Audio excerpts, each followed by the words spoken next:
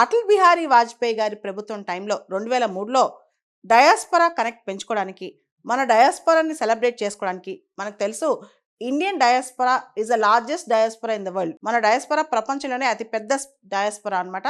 అంతేకాదు Indian diaspora is well recognised throughout the world. Political circles, social circles, cultural circles ప్రపంచవ్యాప్తంగా మన డయాస్పొరా చాలా celebrated పొజిషన్లో ఉన్నారు కాబట్టి దాన్ని మనం సెలబ్రేట్ చేసుకుంటూ, అదేవిధంగా వాళ్ళ సేవలు మన దేశానికి ఏ విధంగా అందిపుచ్చుకోవాలి, వాళ్ళకి మనకి కనెక్ట్ ఏ విధంగా ఉండాలి, ప్రవాస భారతీస్ని లివింగ్ బ్రిడ్జ్ అంటాం. మన కంట్రీకి వాళ్ళ కంట్రీకి మధ్య వెళ్ళి లివింగ్ బ్రిడ్జ్ అని పిలుస్తాం అనమాట. ఈ విధంగా ముందుకు తీసుకెళ్లే ఉద్దేశంతో మనం ప్రవాస భారతీ దివస్ సెలబ్రేట్ చేసుకుంటాం. ఈ సంవత్సరం Pravasa Bharati Divas theme diasporic contribution to Viksit Bharat. Viksit Bharat 2047 అనుకున్నాం కదా, దానికి డయాస్పొరా కంట్రిబ్యూషన్స్ ని ప్రమోట్ చేయడానికి ఈ సంవత్సరం రెండు కలిపి diasporic contributions to the Viksit Bharat అని చెప్పి థీమ్ పెట్టామన్నమాట.